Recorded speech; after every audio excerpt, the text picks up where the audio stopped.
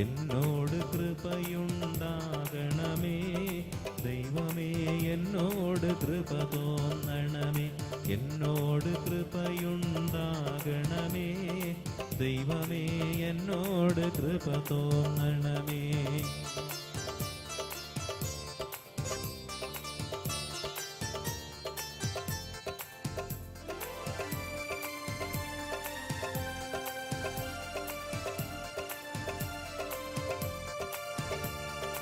അത്യുന്നതനായ ദൈവത്തെ ഞാൻ വിളിച്ചപേക്ഷിക്കുന്നു.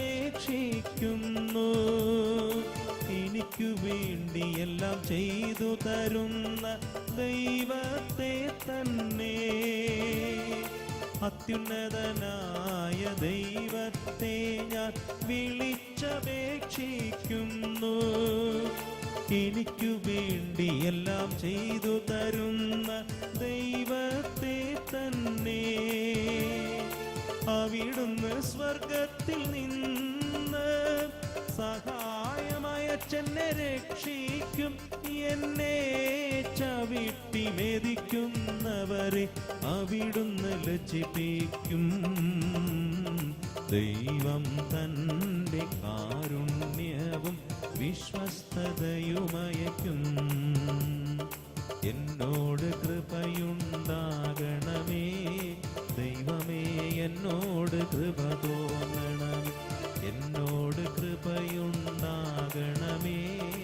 ദൈവമേ എന്നോട് കൃപ തോന്നണമേ.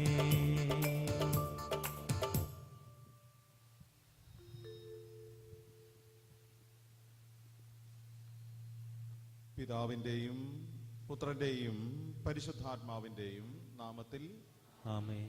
നമ്മുടെ കർത്താവായ യേശുക്രിസ്തുവിൻ്റെ കൃപയും പിതാവായ ദൈവത്തിൻ്റെ സ്നേഹവും പരിശുദ്ധാത്മാവിൻ്റെ സംസർഗവും നിങ്ങളോട് കൂടെ ഉണ്ടായിരിക്കട്ടെ. അങ്ങയോടും കൂടെ. ക്രിസ്തുവിൽ സ്നേഹം നിറഞ്ഞ പ്രിയമുള്ളവരെ, നാം എല്ലാവരും തമ്പുരാൻ്റെ ഹൃദയത്തോട് ചേർന്ന് നിൽക്കാൻ ആഗ്രഹത്തോടുകൂടെ കടന്നു വന്നിരിക്കുന്നവരാണ്. നമുക്കറിയാം, യോഹന്നാനെ കുറിച്ച് പറയുന്നത് പ്രകാരമാണ്. യോഹന്നാൻ ഈശോയുടെ വക്ഷസിൽ ചാരിക്കിടന്നു. അവൻ്റെ ഹൃദയവികാരങ്ങൾ മനസ്സിലാക്കി ജീവിക്കാൻ അദ്ദേഹത്തിന് സാധിച്ചു. അങ്ങനെ അത് സാധിച്ചതിൻ്റെ അനുഭവമാണ് സുവിശേഷത്തിലൂടെ അദ്ദേഹം ജനങ്ങളുമായി പങ്കുവയ്ക്കുന്നത് എന്നാണ്. അപ്പം നമ്മളെല്ലാവരും ഒരു ധ്യാനം കൂടുന്നു, ധ്യാനത്തിൽ പങ്കെടുക്കുന്നു എന്നൊക്കെ പറയുമ്പോൾ നാം മനസ്സിലാക്കേണ്ടത് കർത്താവിൻ്റെ ഹൃദയത്തോട് ചേർന്ന് നിൽക്കാനുള്ള ഒരാഗ്രഹം നാം പ്രകടിപ്പിക്കുകയാണ്. ആ ഹൃദയവികാരത്തിൽ നിന്ന് കിട്ടുന്ന അനുഭവത്തോടുകൂടെ ജീവിക്കാനും നമ്മെ കാണുകയും കേൾക്കുകയും ചെയ്യുന്നവർക്കും ഈ ക്രിസ്തുവിനെ ധാരാളമായി മനസ്സിലാക്കി കൊടുക്കാനും ഒരവസരം നാം കൊടുക്കുകയാണ്, ഏറ്റെടുക്കുകയാണ്. തമ്പുരാൻ്റെ ഈ ഒരു കൃപ സമൃദ്ധമായി നമ്മുടെ ജീവിതത്തിൽ ഉണ്ടാവട്ടെ എന്ന് ആശംസിക്കുന്നു. വന്നുപോയ കുറവുകളെല്ലാം ഓർത്ത് മനസ്തപിച്ച് നമുക്ക് തമ്പുരാൻ്റെ സന്നിധിയിൽ മാപ്പ് ചോദിക്കാം. ഈ ദിവബലി ഭക്തിയോടുകൂടെ നമുക്ക് അർപ്പിച്ച് നമ്മുടെ ആത്മീയ കാര്യങ്ങൾക്ക് വേണ്ടി സമർപ്പിക്കുകയും ചെയ്യാം.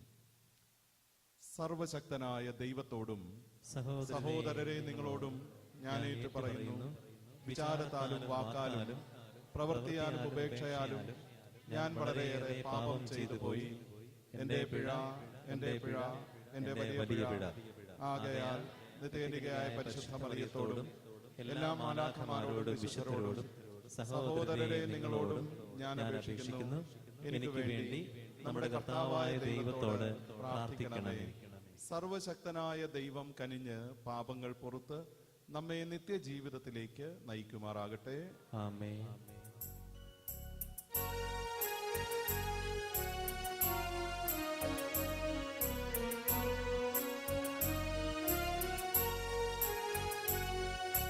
കർത്താവേ കനിയണമേ, കർത്താവേ കനിയണമേ, ക്രിസ്തുവേ കനിയണമേ, ക്രിസ്തുവേ കനിയണമേ, കർത്താവേ കനിയണമേ, കർത്താവേ കനിയണമേ. സ്നേഹനിധിയായ പിതാവേ, അങ്ങയുടെ തിരുവുള്ളമെന്തെന്ന് അറിയുവാൻ ഞങ്ങളെ സഹായിക്കണമേ. അതനുസരിച്ചു ജീവിക്കുവാനുള്ള പ്രചോദനവും ശക്തിയും ഞങ്ങൾക്കു നൽകണമേ.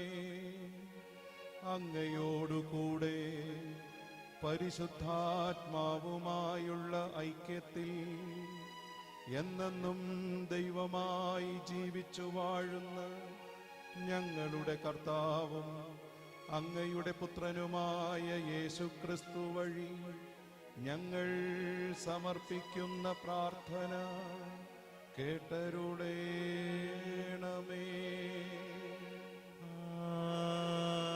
ആമേൻ.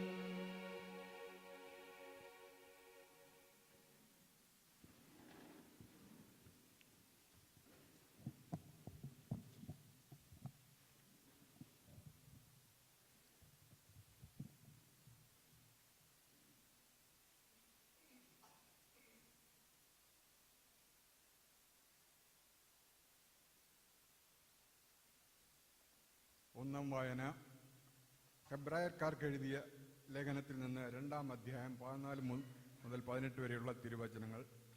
അവൻ എല്ലാ കാര്യങ്ങളിലും തൻ്റെ സഹോദരരോട് സദൃശനാകേണ്ടിയിരുന്നു. മക്കൾ ഒരേ മാംസത്തിലും രക്തത്തിലും ഭാഗഭാക്കുകളാക്കുന്നത് പോലെ യേശുവും അവയിൽ ഭാഗഭാക്കായി.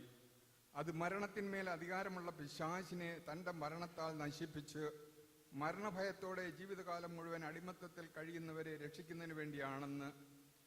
എന്തെന്നാൽ അവൻ സ്വന്തമായി എടുത്തത് ദൈവദൂതന്മാരെ അല്ല, അബ്രഹാത്തിന്റെ സന്തതിയെയാണ്. ജനങ്ങളുടെ പാപങ്ങൾക്ക് പരിഹാരം ചെയ്യുന്നതിന് വേണ്ടി ദൈവകാര്യങ്ങളിൽ വിശ്വസ്തനും കരുണയുള്ളവനുമായ പ്രധാന പുരോഹിതനാകാൻ അവൻ എല്ലാ കാര്യങ്ങളിലും തൻ്റെ സഹോദരരോട് സദൃശനാകേണ്ടിയിരുന്നു. അവൻ പീഡ സഹിക്കുകയും പരീക്ഷിക്കപ്പെടുകയും ചെയ്തുകൊണ്ട് പരീക്ഷിക്കപ്പെടുന്നവരെ സഹായിക്കാൻ അവന് സാധിക്കുമല്ലോ. ദൈവവചനമാണ് നാം കേട്ടത്. നമുക്ക് ദൈവത്തെ സ്തുതിക്കാം. പ്രതിവചന സങ്കീർത്തനം. കർത്താവ് തന്റെ ഉടമ്പടി എന്നേക്കും അനുസ്മരിക്കും. കർത്താവ് തന്റെ ഉടമ്പടി എന്നേക്കും അനുസ്മരിക്കും. കർത്താവിന് കൃതജ്ഞത അർപ്പിക്കുവിൻ. അവിടുത്തെ നാമം വിളിച്ചപേക്ഷിക്കുവിൻ. അവിടുത്തെ പ്രവർത്തികൾ ജനതകളുടെ ഇടയിൽ ഉദ്ഘോഷിക്കുവിൻ.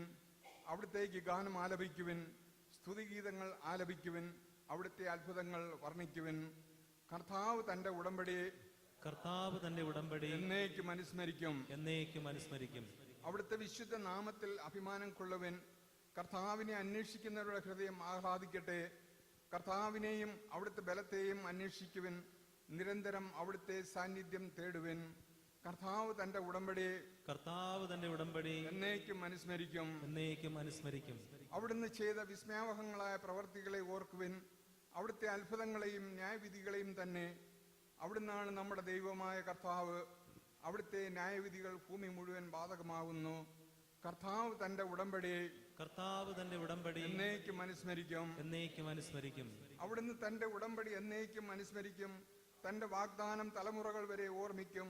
അബ്രഹാത്തോട് ശപഥം ചെയ്ത ഉടമ്പടി ഇസ്ഹാക്കിന് ശപഥപൂർവ്വം നൽകിയ വാഗ്ദാനം തന്നെ. കർത്താവ് തന്റെ ഉടമ്പടി എന്നേക്കും അനുസ്മരിക്കും. Hallelujah, hallelujah. കർത്താവ് അരുളി ചെയ്യുന്നു, എന്റെ ആടുകൾ എന്റെ സ്വരം ശ്രവിക്കുന്നു. എനിക്ക് അവയെ അറിയാം. അവ എന്നെ അനുഗമിക്കുന്നു. ഹല്ലേലൂയ.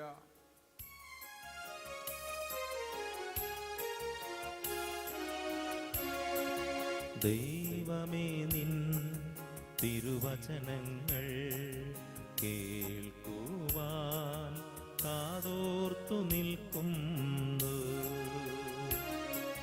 ദൈവമേ, നിൻ തിരുവചനങ്ങൾ കേൾക്കുവാൻ കാതോർത്തു നിൽക്കുന്നു.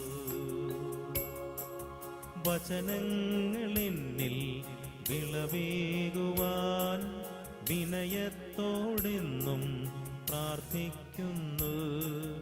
നാഥാ, നീ അരുൾ ചെയ്താലും ദാസർ ശ്രവിക്കുന്നു. നാഥാ, നീ അരുൾ ചെയ്താലും ദാസർ ശ്രവിക്കുന്നു. കർത്താവ് നിങ്ങളോട് കൂടെ. അങ്ങയോടും കൂടെ. വിശുദ്ധ മർക്കോസ് എഴുതിയ സുവിശേഷം.